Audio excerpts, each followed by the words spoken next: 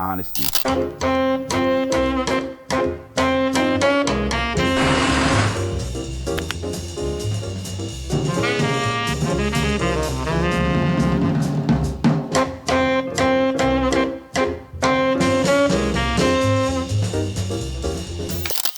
The subject matter of your art is unapologetically black, right? It centers black music, black athletes, movies, pop culture, Right. framed in a way that your figures always look dignified. Your figures always look cool and sometimes even heroic. Right. Tell me about the heroes in your life. You know, just everyday people, and just being around people and observing how they project themselves has always been big on me. I think it's big on everyone. But I just tap in visually. Yeah. You know what I mean? Like you're looking at your mom, you're looking at your dad, the friends that you select. You know what I mean? You guys select each other all because of that. You're not gonna probably say it to them, but you watching and you say, I like the way this person move. I like the way this person get down. That's the thing that's making you want to be around a person that's not your family, because you know your family, you have no choice in the matter, right? So everything we do by getting our own flair is really from somebody else. You know what I mean? So you taking little bits and pieces of that, how somebody dress. I want them sneakers, or I want them shoes, I want that suit. But that person is cool. I don't have that in my personality. Yeah. But I'm going to incorporate it some kind of way whilst developing who I am. Yeah. So that's just the way of life. And why stop? It's just that I can put it into the art. So that's what I do. The media of the 70s and 80s comes alive in your art. Mm-hmm. It was a big influence on the culture during those decades because of the tech limitations, right? People, we all watched, listened, and talked about the same thing at the same time, either at work or at the family table. Right. There wasn't this fragmentation going on. Currently, pillars of our culture don't feel as big anymore, at least in my opinion. What parts of modern culture inspire your art, if any at all? I just think now it's just so, everything is just so rapid that what I'm kind of doing is slowing it back down. You know what I mean? And that's kind of really why I gravitate towards the past, because people missed it. You know what I mean? The young generation, they missed it. People of our age, it's getting a little foggy, right? It's probably getting a little foggy now. So you kind of bring it back. And, you know, it's just so much going on right now. But like we say, it's always is good, and you know, you don't really focus on the bad things. But I like to absorb. But people not really standing around long enough for you to grab the information, and that's kind of one of the reasons why even at the studio, why I picked the studio in Germantown, it used to be activated out on the streets. Okay. And that's one thing I noticed. I'm like, dang, it's not like how it's still people out there, but once upon a time, you can do a whole scene from just standing on Germantown Avenue. You know what I mean? Yeah. But now, it's people in the house. You know what I mean? They in the house, they on their devices. Yeah. So that's the difference. That's really the difference. Okay. Yeah. And that makes sense. You know, from what you're saying, your art is informed by what you see, obviously. Right. And today, people aren't out in your environment as much as they used to be. Right. Right. They're in their homes. They're on their devices. The habitat has changed a bit. Sure. You know, you watch any non-black movies or listen to any non-black music lately? That's funny. Yeah, Sting. I was just listening to Sting yesterday. You know what I mean? Okay. Sting, the Smiths.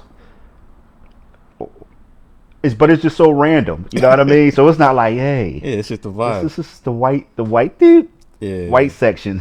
Bring it, right? It's not like that. But I don't know. It's just like a crazy question.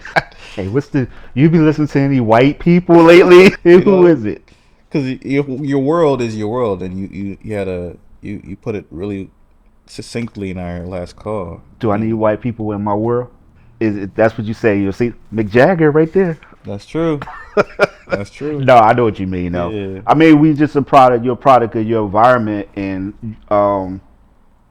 you don't do it just to satisfy something that's probably not even really your audience. Right. You know what I'm saying? So once you start getting into that, then you're kind of in trouble. Yeah. You know, people do it, but it comes all phony. That's true. I mean, they go Batman and Robin right here, but that's just my thing, man. You know what I'm saying? Yeah. I mean, that's what I like. They white, but you know, Right. I'm just not gonna go out of my way. I don't think anybody should just go out of their way Right. to try to please something that Doesn't align with they're you. gonna rock with you either way. Exactly. You know, either you coming or you're not. Yeah. Well, sticking on the topic of music, when you close your eyes and you remember the most precious memories of your childhood home, what music was being played and on what occasion? For my dad, he was the one with all the records, like Earth, Wind and Fire. No, but we all listen. So like I have a sister that's 2 years older than me. So it's four of us in the house: my mom, my dad, me, and my sister. We would listen to his music, and then we would all be in the living room, just like us three. And he would test us. Everybody in the neighborhood was listening to music. You know what I mean? You go outside, it would be music.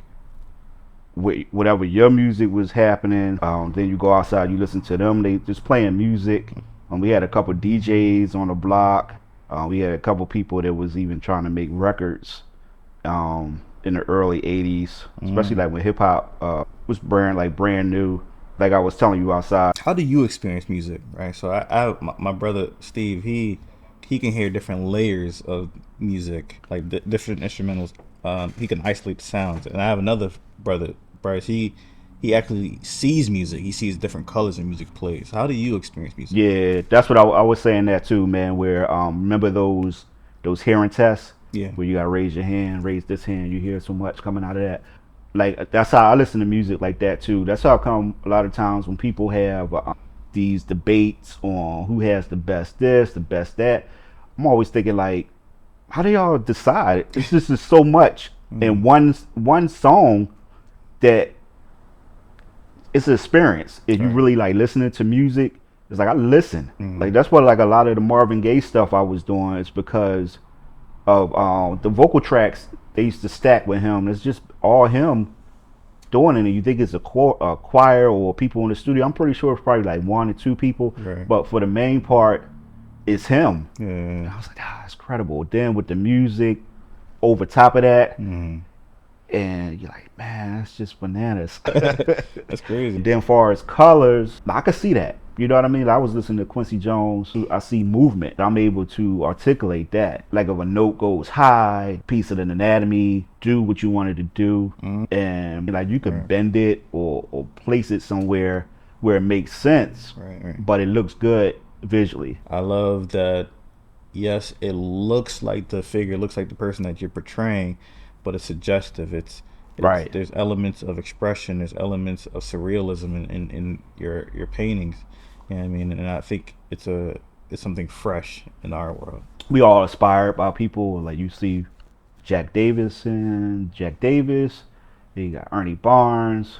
Yeah. You have Michelangelo and all these different people. Then you had graffiti guys. And growing up, like I said, I didn't even really know names till probably college. Or when you forced to know who somebody is. So looking at the graffiti guys, even though they even had their own names, because that's the whole thing, trying to, the people want to know who these guys are, and they get excited about that. But for me, it was just the visual, and then who did it was secondary. Right. You know what I'm saying? So, yeah, man. Nostalgia is at the forefront in your art.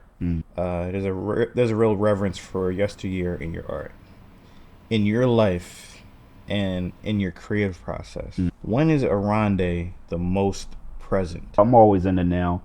The whole thing about the nostalgic in the art really came from me being like a late bloomer in developing my skill set to get it to where I can articulate something the way I want it. So, like I said, I was telling you outside, really, I didn't start really painting. So I was like 26 years old. You know what I'm saying? So, and that's not even well. That's just, oh, this is how this works.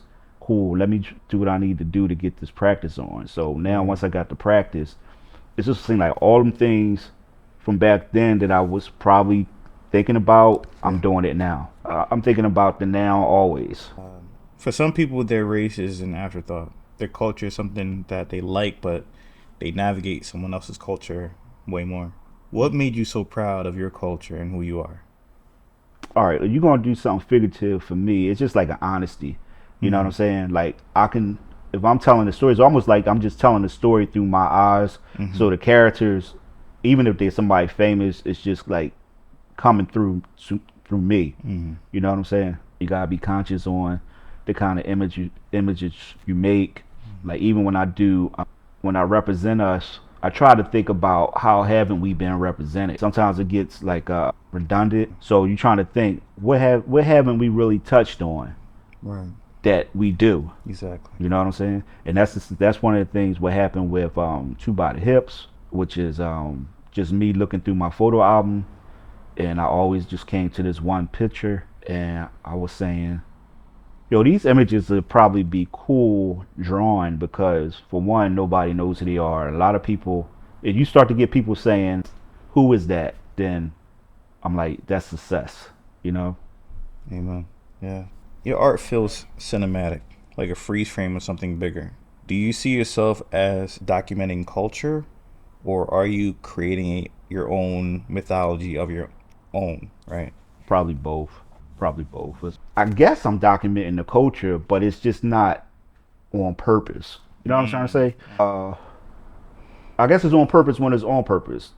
Sweet Prince of the Ghetto, the Good Times piece, is kind of documenting the culture.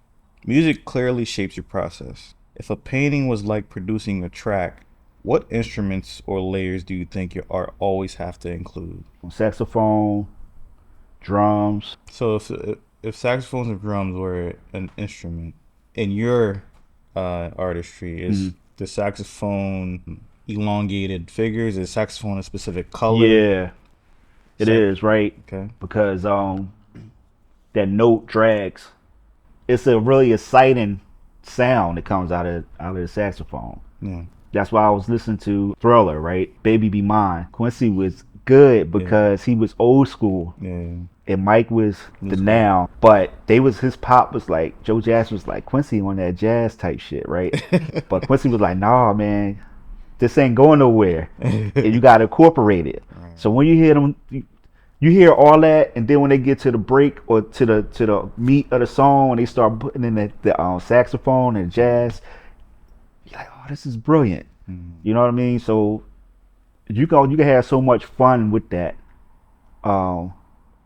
even in creating. Like you can put any jazz sound onto my piece and it'll work. You know what I mean? Yeah, I just noticed that. So like I could pick any song when we put these things up online. I could put any jazz song up, and you'll be intrigued with the song and my work. That's interesting. Yeah. Right? It makes sense. I think it is jazzy. Your artistry, your artwork has a more jazz feel. Yeah. That makes sense. Hope you enjoyed this episode of Thoughts and Talks. If you like this interview, please consider dropping a like and comment below. You can find Oronde on Instagram and Facebook at Oronde Kairi. If you're interested in purchasing a piece from him, please go to orondekairi.com. This has been a Membrane Gallery production.